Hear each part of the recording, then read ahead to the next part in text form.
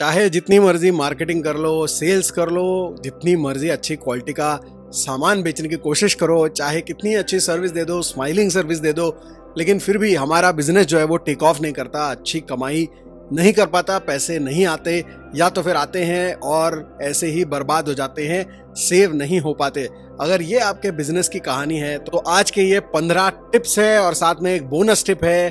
तो ये 16 टिप्स मिलाकर अगर आप प्रैक्टिस करते हैं अपने बिजनेस में तो आपको हो सकता है बहुत सारा फायदा। तो इसमें है कुछ ऐसे टिप्स जो एस्ट्रोलॉजिकली और वास्तु के हिसाब से आपको मदद कर सकते हैं अपने बिजनेस को बूस्ट करने के लिए। तो अगर आपका बिजनेस है, अगर आप कंसल्टेंट हैं, शॉप है आपका, ऑफिस है आपका, और आप किसी भी तरह का बिजनेस करते हैं तो आपके लिए ये सारे टिप्स बहुत ही ज्यादा इंपॉर्टेंट होने वाले हैं। तो ये वीडियो ध्यान से आखिर तक सुनिए, इसको नोट डाउन करिए। Stay tuned.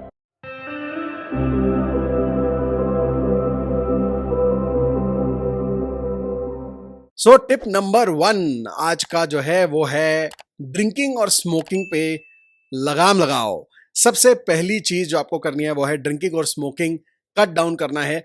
मैं ये नहीं बोल रहा हूं कि आप ओकेजनली ड्रिंक नहीं कर सकते या स्मोक नहीं कर सकते, क्योंकि कई बार दोस्तों के साथ कुछ थोड़ा बहुत हो जाता है, बाय द वे हो जाता है, कभी कभी पार्टीज में हो जाता है, कभी कभी बिजनेस के लिए ही आपको सोशलाइज करते हुए जो है एक आध दूसरी ड्रिंक लेनी पड़ सकती है, विच इज टोटली अंडरस्टैंडेबल। लेकिन कुछ लोगों को आदत पड़ जाती है, वो रोज ही जो है स्मोक और ड्रिंक करना शुरू कर देते हैं। तो स्मोक करना जो है वो राहु को बढ़ाएगा और ड्रिंक करना सैटर्न को बढ़ाएगा, और ये दोनों चीजें आपको ले जाएंगी इन अ डायरेक्शन जहां पर आप ठीक से बिजनेस डिसीजंस नहीं ले पाएंगे और आप धीरे धीरे एडिक्शन में चले जाएंगे। पैसा बर्बाद होगा ही होगा, साथ ही साथ में आपका राहु और शनि आपके जीवन में, आपके बिजनेस में फालतू के ऑब्स्टेकल्स डालेगा और ओवर थिंकिंग करवाएगा, डिसीजंस को गलत करवाएगा और झगड़े करवाएगा, डिस्प्यूट्स क्रिएट करेगा, चीज़ों को डिले करेगा, कोई भी काम जल्दी नहीं होगा और लोगों से पैसा वसूल करने के लिए पीछे भागना भी पड़ेगा। और इसके साथ साथ ड्रग्स भी आपको नहीं करने हैं, बिकॉज ड्रग्स से केतु आपका जो है वो बहुत ज़्यादा फोर्स में आएगा और उसके वजह से भी आपके बिजनेस में बहुत सारे लॉसेस होने शुरू हो जाएंगे। तो टिप नंबर 1 ये है कि अगर आप नशा करते हैं तो ना करें, और अगर करते हैं ओकेजनली तो भी साल में 3 4 5 बार से ज़्यादा आपको नहीं करना है किसी भी तरह का नशा। ये आपको ध्यान में रखना है। टिप नंबर 2 है एक कि लोन लेना और देना। तो इंडिया में बहुत सारे बिजनेसेस स्मॉल बिजनेस कैटेगरी में आते हैं और यहाँ पर कई बार हमको पैसे उधार लेने पड़ते हैं, कई बार उधार देने भी पड़ते हैं।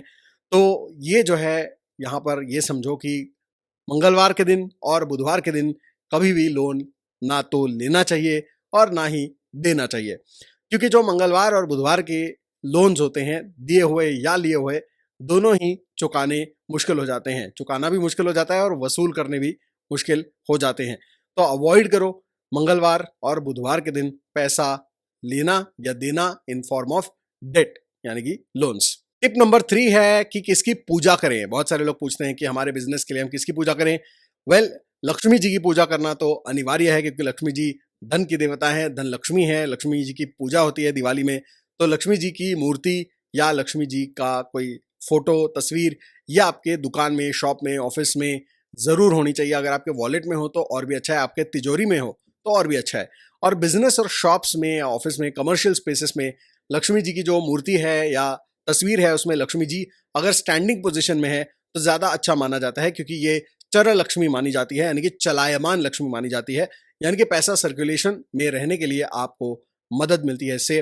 और ये ध्यान रखना है कि लक्ष्मी जी की जो भी आप प्रतिमा इस्तेमाल कर रहे हैं उसमें आपको लक्ष्मी जी के दोनों चरण या कम से कम राइट फीट जो है वो नजर आना जरूरी है। ये तांत्रिक रूप से, सिंबॉलिक रूप से बहुत जरूरी है, तो इसका ध्यान रखना है। लक्ष्मी जी के बाद आपको बालाजी की या विष्णु जी की पूजा करनी चाहिए, क्योंकि लक्ष्मी जी अकेली आती हैं तो उल्लू की सवारी पे आती हैं और विष्णु जी के साथ आती हैं तो गरुड़ की सवारी पे आती हैं, और इसीलिए आपको बालाजी या विष्णु जी की पूजा करना बहुत जरूरी है।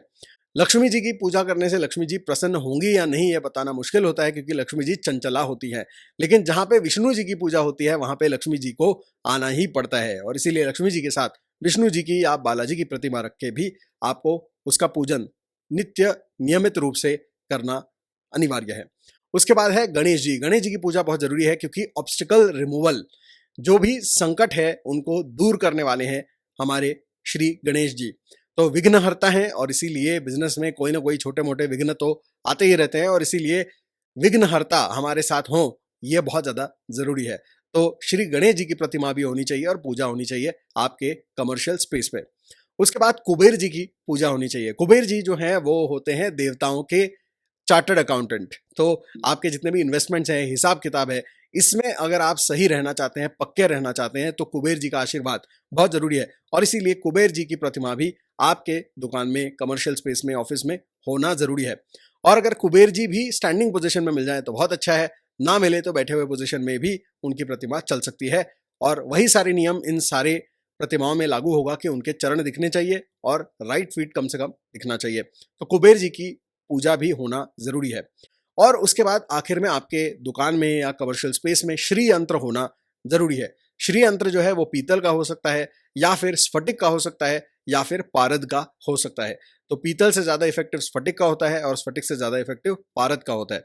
और कभी भी ये हॉलो नहीं होना चाहिए। कभी भी कोई भी ये प्रतिमा या आइडल या यंत्र हॉलो नहीं होने चाहिए। ये बिल्कुल भरे हुए होने चाहिए और धातु के होने चाहिए या फिर स्फटिक और पारद के होने चाहिए। तो इसका आपको हमेशा ध्यान रखना है। पंचधातु, अष्टधातु और कॉपर के कोई भी यंत्र या मूर्ति आपको प्रयोग में नहीं लाने हैं। इसका विशेष रूप से आपको यहाँ पर ध्यान रखना है। टिप नंबर 4 ये है कि कम से कम साल में एक बार पंडित जी को बुलाकर आपको षोडशोपचार पूजा करनी चाहिए। कोई भी, अब वो लक्ष्मी जी की हो सकती है, वो सत्यनारायण व्रत कथा हो सकती है, वो सत्य विनायक व्रत कथा हो सकती है, कोई भी पूजन हो सकता है। अगर आप दिवाली की पूजा करवाते हैं तो और भी अच्छा है, लेकिन पंडित जी को बुलाकर अच्छे तरीके से विधिवत कम से कम एक पूजन या एक छोटा हवन आपके कमर्शियल स्पेस में साल में एक बार तो कम से कम होना ही होना चाहिए। Tip number 5, respect women and girls. Girls और औरतें, लड़कियां किसी भी उम्र की हो, उनकी इज्जत होना बहुत जरूरी है। रिस्पेक्टफुली उनसे बिहेव करना बहुत जरूरी है। बिकॉज बिजनेस चलाने के लिए एस्ट्रोलॉजिकली अगर हम प्लैनेट्स देखते हैं तो वो है बुध और शुक्र। और बुध और शुक्र दोनों ही स्त्री ग्रह होते हैं और साथ में चंद्रमा ये भी स्त्री ग्रह होता है। और इसीलिए सारे जो अलग अलग उम्र की स्त्रियां हैं वो बुध को, शुक्र को, चंद्रमा को दिखाती हैं। और इसीलिए अगर आप उनसे अच्छा व्यवहार नहीं करेंगे तो आपका चंद्रमा, आपका बुध और आपका शुक्र आपकी जन्म पत्री में अच्छा होते हुए भी बुरे परिणाम देना शुरू करेगा और आपका बिजनेस तबाह हो जाएगा। तो इसीलिए औरतों से हमेशा तमीज से पेश आओ, ज्यादा आदर पूर्वक पेश आओ, उनको मदद करने की कोशिश करो और उनसे अच्छा व्यवहार रखते हुए ऑनेस्टी के साथ बिजनेस करो। कभी भी किसी भी तरह से उनको ठगना नहीं चाहिए। उसके बाद अगली चीज ये है कि ये मैं सिर्फ आपके कमर्शियल स्पेस की बात नहीं कर रहा हूं, चाहे वो आपकी एम्प्लॉय हो, चाहे आपकी कस्टमर हो, चाहे क्लाइंट हो, चाहे कोलीग हो, चाहे पार्टनर हो, चाहे आपके नेबर्स हो, चाहे आपके घर की औरतें हो। सारी ही औरतों के बारे में मैं यहाँ पे बात कर रहा हूँ। तो सबसे रिस्पेक्टफुल रहना चाहिए। और अगर आप छोटी लड़कियों को कोई चॉकलेट्स या टॉयज या किसी भी दूसरी औरत को अगर आप साड़ी इत्यादि दे सकते हैं तो उससे भी आपके बिजनेस में आपको अच्छी ग्रोथ देखने को मिलेगी। तो रिस्पेक्ट वुमेन एंड गर्ल्स, ये है tip number 5। Tip number 6 is water leakage. Water जो है चंद्रमा इसको गवर्न करता है और इसीलिए आपकी जो कैश लिक्विडिटी होती है वो चंद्रमा से देखी जाती है। और अगर आपके शॉप में, घर में या कहीं पे भी अगर पानी लीक होता रहता है, नल जो है वो टपकते रहते हैं और पानी बर्बाद होता रहता है, तो आप देखेंगे कि ऐसी वास्तु में पैसा भी उसी तरीके से बर्बाद होता रहता है। किसी न किसी कारण से, किसी न किसी रिपेयर के लिए, किसी न किसी फालतू चीजों के लिए पैसा ऐसे ही खर्च होता रहता है और कैश लिक्विडिटी नहीं रहती, कैश क्रंच में रहता है हमेशा बिजनेस। तो इसको फिक्स करने के लिए वाटर लीकेज आपके घर या कमर्शियल स्पेस में कभी भी कहीं पे भी नहीं होना चाहिए। So that should be fixed at any cost. और ये सबसे पहले अगर आप कर लो तो सबसे बढ़िया रहेगा। टिप नंबर 7 है कि साधु, सन्यासी और बाबा, इनकी पूजा अर्चना कभी भी आपको नहीं करनी चाहिए क्योंकि वो विरक्ति और वैराग्य को दिखाते हैं और इसीलिए उनकी कभी भी आपको पूजन इत्यादि नहीं करना चाहिए। उनकी सीख, उनकी किताबें ये आप फॉलो कर सकते हैं, उनकी बताई हुई साधना आप कर सकते हैं, लेकिन उनकी पूजा आपको कभी भी नहीं करनी है क्योंकि इससे आपको फाइनेंशियल क्रंच जरूर आएगा। बिजनेस जो है वो बर्बाद होते हैं ऐसे काम करने से। और इसीलिए इनकी मूर्ति, तस्वीरें, पादुका इत्यादि आपको कभी भी अपने वॉलेट में या फिर अपने कमर्शियल स्पेस में या फिर घर पे कहीं पे भी नहीं रखनी चाहिए। तो साधु, सन्यासी, बाबा यानी कि इन शॉर्ट किसी भी इंसान का पूजन आपको नहीं करना है। जो ऊपर मैंने आपको देवी देवता बताए उन्हीं का सिर्फ आपको पूजन करना है। और अगर आप फिर भी करते हैं तो कम से कम अपने कमर्शियल स्पेस में, अपनी तिजोरी में और अपने वॉलेट में कभी भी साधु सन्यासी और बाबाओं को स्थान नहीं देना चाहिए। उसके बाद हम आते हैं टिप नंबर 8 पे। टिप नंबर 8 ये है कि जो भी आपका मंदिर है, चाहे वो कमर्शियल स्पेस का हो, चाहे आपके घर का हो, मंदिर में, देवघर में कभी भी आपको लाल रंग का प्रयोग नहीं करना चाहिए। लाल, काले रंग का प्रयोग, लाल या काले रंग के आपको जो है कागज, कपड़े, लाइट्स इत्यादि इस्तेमाल नहीं करने चाहिए। और इसमें लाल का मतलब है लाल के सारे शेड्स, तो इसमें ऑरेंज भी आता है, मरून भी आता है, पिंक भी आता है, सारे जितने भी शेड्स हैं वो आपको इस्तेमाल नहीं करने चाहिए कभी भी। आपको अपने मंदिर में हमेशा येलो या सफेद रंग के कपड़े या क्लॉथ या लाइट का ही प्रयोग करना चाहिए। क्यों? क्योंकि काला शनि को दर्शाता है और लाल रंग जो है वो मंगल को दर्शाता है, और दोनों ही जो है वो अनिष्ट ग्रह माने जाते हैं। तो फाइनेंशियली आपको प्रॉब्लम्स आते हैं, उधारी हो जाती है, पैसा फंसता है, काम फंसते हैं, डिले हो जाते हैं और इसके कारण आपको नुकसान होता है। तो इसीलिए ये जो रंग है इसका प्रयोग आपको कभी भी नहीं करना चाहिए। उसके बाद हम आते हैं टिप नंबर 9 पे। टिप नंबर 9 ये है कि आपका जो वॉलेट है, पर्स है, कैश बॉक्स है, वो कभी भी काले रंग का नहीं होना चाहिए। और आपके बिजनेस प्लेस में जब आप जाते हैं तो काले रंग का प्रयोग आपको कम से कम करना चाहिए कपड़ों में भी। और अगर आप व्हीकल का प्रयोग करते हैं अपने बिजनेस के लिए बहुत ज्यादा, तो आपका व्हीकल भी जो है उसका कलर ब्लैक नहीं होना चाहिए। बहुत सारे लोग आजकल फैशन के कारण काले रंग के कपड़े बहुत ज़्यादा पहनते हैं, काले रंग का अपना जो है दुकान का होर्डिंग वगैरह भी ब्लैक बना लेते हैं और अपनी गाड़ी इत्यादि भी ब्लैक, रेड इत्यादि कलर्स में यूज़ करते हैं। तो ये जो रंग हैं वो बिल्कुल भी अच्छे नहीं होते हैं आपके बिजनेस के लिए, विशेष रूप से ब्लैक। और वॉलेट और पर्स के लिए तो ये रंग बिल्कुल भी इस्तेमाल नहीं होने चाहिए। तिजोरियों के अंदर भी अक्सर जो है रेड कलर का आपको वेलवेट क्लॉथ लगाकर देते हैं कुछ लोग, तो वो बिल्कुल ही गलत है। आपको व्हाइट, ब्लू या फिर आप येलो कलर का क्लॉथ वहां पे इस्तेमाल कर सकते हैं, लेकिन कभी भी ब्लैक या रेड कलर का नहीं होना चाहिए। तो ये सारी जानकारी आपको ध्यान में रखनी है। टिप नंबर 10 ये है कि वास्तु में जब आप जंक जमा करके रखते हैं, कचरा जमा करके रखते हैं, गार्बेज जमा करके रखते हैं, तो आपकी वास्तु खराब होती है और इसमें फिर जो है आपको तरह तरह के प्रॉब्लम्स आने शुरू होते हैं। आपकी पेमेंट रुकनी शुरू हो जाती है, आपका पैसा फंसना शुरू हो जाता है, आपके ऊपर उधारी कर्जा होना शुरू हो जाता है, कैश लिक्विडिटी खत्म हो जाती है, आसपास के लोगों के साथ झगड़े होने शुरू हो जाते हैं, लोकल गुंडे या पॉलिटिशियन से आपको तकलीफ होनी शुरू हो जाती है। तो इसीलिए आपको अपने कमर्शियल स्पेस और अपने रेसिडेंशियल स्पेस में किसी भी तरह का कबाड़, कचरा, वेस्टेज कभी भी स्टोर करके नहीं रखना चाहिए। हमेशा जो अपने अलग अलग फर्नीचर होता है, कई बार ऐसा होता है कि वार्डरोब, बेड बहुत भारी भरकम होते हैं, तो उसके पीछे कभी हम देखते नहीं हैं, उसके नीचे चेक नहीं करते, लेकिन वहाँ पे जो है लीकेज की वजह से कई बार लकड़ी उसकी सड़ चुकी होती है, नीचे कचरा होता है या किसी वार्डरोब के पीछे बहुत सारा कचरा होता है, तो हम भूल जाते हैं। तो ये सारा कचरा, ये गार्बेज, ये सारा कूड़ा कबाड़ सब कुछ निकाल देना है। और कई बार ऐसा होता है कि फर्नीचर बनाने के बाद फिर बचा हुआ जो रॉ मटेरियल होता है, वेस्टेज होता है, वो भी लोग बचा बचा के रखते हैं इंडिया में कि आगे चल के इसका इस्तेमाल होगा। तो एक्चुअली ऐसी चीज़ों को रख के भी कोई फायदा नहीं है। कोई भी खराब हुए इलेक्ट्रॉनिक्स है, बंद पड़ी हुई घड़ियां हैं, किसी भी तरह का गार्बेज है, तो वो आपके कमर्शियल स्पेस में कम से कम नहीं होना चाहिए। अगर वो रहेगा, ये सारा कचरा रहेगा, तो आप देखेंगे कि आपके बिजनेस में रोज नए नए प्रॉब्लम्स आते रहेंगे। तो ये आपको साफ करना है। हमेशा कमर्शियल स्पेस को, अपनी वास्तु को हमेशा साफ सुथरा और ऑर्डरली आपको रखना है डिसिप्लिन के साथ। तो आपकी वास्तु आपको बहुत अच्छे परिणाम देना शुरू करती है। आप तुरंत पहले दिन ही उसका जो एनर्जी का डिफरेंस है आप महसूस करेंगे। तो आपको तुरंत ये चीज करनी है आज के आज। टिप नंबर 11 ये है कि आपकी जो कमर्शियल स्पेस है उसका फेसिंग हमेशा नॉर्थ या ईस्ट फेसिंग होना चाहिए। यानी कि आप अपने शॉप या ऑफिस या जो भी कमर्शियल स्पेस है वहां से जब आप बाहर निकलते हैं, उसकी मेन एंट्री से बाहर निकलते हैं, मेन एग्जिट से बाहर निकलते हैं, तो उसका जो फेसिंग है वो हमेशा नॉर्थ की तरफ होना चाहिए या तो फिर ईस्ट की तरफ होना चाहिए। अगर वो साउथ फेसिंग या वेस्ट फेसिंग है जगह और वहां पे आप बिजनेस कर रहे हैं, तो वहां पे अक्सर आपको तरह तरह के प्रॉब्लम्स आते हैं। वहां पे आपको फाइनेंशियल क्रंच आता है, लेबर से रिलेटेड प्रॉब्लम्स आते हैं, आपको बैंक से रिलेटेड प्रॉब्लम्स आते हैं, डॉक्यूमेंटेशन से रिलेटेड प्रॉब्लम आते हैं, और हमेशा जो है पैसा मांगने वाले लोग आपके पीछे पड़े रहते हैं और आप कभी किसी से पैसा वसूल नहीं कर पाते। और इसीलिए आपका कमर्शियल स्पेस, आपकी कमर्शियल वास्तु हमेशा नॉर्थ फेसिंग या ईस्ट फेसिंग ही होनी चाहिए। टिप नंबर 12 ये है कि जब आप अपने डेस्क में बैठे, अपने कैबिन में बैठे, अपने कैश काउंटर पे बैठे, तो आप हमेशा नॉर्थ फेसिंग बैठें।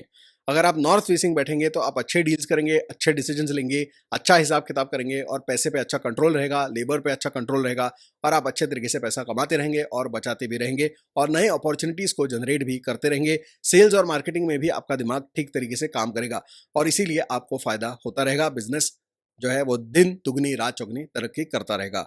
अगर आप वेस्ट फेसिंग या साउथ फेसिंग बैठेंगे तो आप वहां पे बैठ के हमेशा लड़ाई झगड़ा करेंगे, लोगों से डिस्प्यूट होगा, क्लाइंट से, कस्टमर से, लेबर से, सबसे झगड़ा होगा, पेमेंट फंसेगी, आप खुद गलतियां करेंगे, आपका दिमाग गलत दिशा में काम करेगा, आपको आलस्य होगा। आलस के कारण आदमी ना सेल्स करता है, ना मार्केटिंग, ना ऑपरेशंस, और ना ही वो दुकान में आना भी बंद कर देते हैं बहुत सारे लोग। तो इसीलिए साउथ फेसिंग या वेस्ट फेसिंग कभी भी आपको नहीं बैठना चाहिए। नॉर्थ फेसिंग बैठो, नॉर्थ पॉसिबल नहीं है तो ईस्ट, कम से कम ईस्ट फेसिंग तो बैठ जाओ।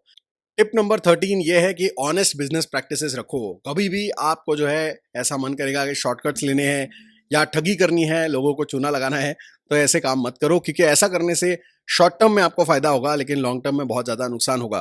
पहली बात जो बिजनेस में आपको समझनी है, और ये मैं अपने बिजनेस के तजुर्बे से भी आपको बता रहा हूँ, मैं बिजनेस कर रहा हूँ लगभग 14 ईयर से, तो मैं आपको ये बताना चाहता हूँ कि गुडविल से चलता है बिजनेस, यानी कि विश्वास पे चलता है। तो ऑनेस्टी से बिजनेस करो, जो भी होता है, जैसा भी होता है, स्ट्रेट फॉरवर्ड रहो, ऑनेस्टली बताओ। जो काम नहीं कर सकते हो सीधा बता दो कि नहीं कर सकते हो। अगर टाइम लगने वाला है किसी चीज में तो बता दो कि टाइम लगने वाला है। Honesty is the best policy. Customer के साथ, क्लाइंट के साथ, जो भी पैसा दे रहा है उसके साथ ऑनेस्ट रहना सबसे अच्छा होता है। शॉर्टकट्स मत लो, काम में, क्वालिटी में कभी भी कॉम्प्रोमाइज मत करो, क्योंकि ऐसा करने से आपको लॉन्ग टर्म में नुकसान ही होगा, क्योंकि आपका विश्वास, आपकी गुडविल खत्म हो जाएगी और उसके वजह से फिर आपको नुकसान ही नुकसान होगा। अगर आप ऑनेस्टली काम करेंगे तो सामने वाला इंसान भले एक बार डिसअपॉइंट हो जाए, लेकिन वो आप पे विश्वास रखेगा और आगे चलकर आपको रेफरेंसेस भी देगा, जिससे आपका जो बिजनेस है वो बढ़ता चला जाएगा। और आपके एस्ट्रोलॉजिकली अगर हम देखते हैं तो अगर आप लोगों को फंसाते हैं तो आप अपने सारे नेगेटिव हाउसेस को एक्टिवेट करते हैं, अपने 6, 8, 12 घरों को एक्टिवेट करते हैं, जिसकी वजह से फिर आपको कर्जे, ऑब्स्टिकल्स और खर्चे फालतू के आने शुरू हो जाते हैं। तो इसीलिए उसके वजह से भी honesty is the best policy. So adopt honest business practices. Tip number 14 है डिलीवर समथिंग एक्स्ट्रा। जो भी आप बता रहे हैं कस्टमर को, जो भी कमिट कर रहे हैं, उससे थोड़ा एक्स्ट्रा देने की कोशिश करो। आउट ऑफ द वे जाके थोड़ा सा एक्स्ट्रा देने की कोशिश करो, क्योंकि थोड़ा एक्स्ट्रा दोगे तो आपका बिजनेस हमेशा बढ़ता चला जाएगा। टिप नंबर 15 ये है कि बहुत सारे लोग अपने दुकान, अपने बिजनेस की शुरुआत, अपने शॉप की ओपनिंग रोजाना ढेर सारी अगरबत्तियां जलाकर और धूप जलाकर करते हैं, या तो शाम को सामरानी और धूप और पता नहीं क्या क्या जलाकर करते हैं। तो ये मैं बताना चाहता हूं कि किसी भी तरह का धुआं करने से आपको फायदा नहीं होने वाला है। अगर आप जलाना ही चाहते हैं तो आप वहां पे कपूर का प्रयोग करें, कैम्फर जो होता है उसको जलाएं। तो सुबह को जब आप शॉप या अपना ऑफिस खोलते हैं तो उसके बाद अपने जो भगवान है, देवघर है, उसको साफ करिए और उसके बाद वहां पर आपको कपूर जलाकर आरती करनी चाहिए। और कपूर का धुआं आप अपने ऑफिस और अपने कमर्शियल स्पेस में फैला सकते हैं। इससे आपको बहुत अच्छा रिजल्ट देखने को मिलेगा। जो भी नेगेटिव एनर्जी है वो चली जाएगी, आपको भी फ्रेश लगेगा और आपके यहाँ जो भी आएंगे उनको भी फ्रेश लगेगा। और जो वास्तु है, वास्तु भी एनर्जाइज होगी और उसके वजह से आपको फायदा हो सकता है। It will help you boost your sales. और जो आप धुआं कर रहे हैं वो वास्तव में अच्छा नहीं है। अगरबत्ती में बैम्बू होता है, लकड़ी होती है, चारकोल की पाउडर मिलाते हैं अगरबत्तियों में और धूप में। तो इसके वजह से क्या होता है, आप अपने राहु को बहुत ज्यादा बलशाली बना रहे हैं, जिसके वजह से आपके कमर्शियल स्पेस में हमेशा नुकसान ही होगा, झगड़े ही होंगे, प्रॉब्लम्स ही आएंगे और आप हमेशा कंफ्यूज ही रहेंगे।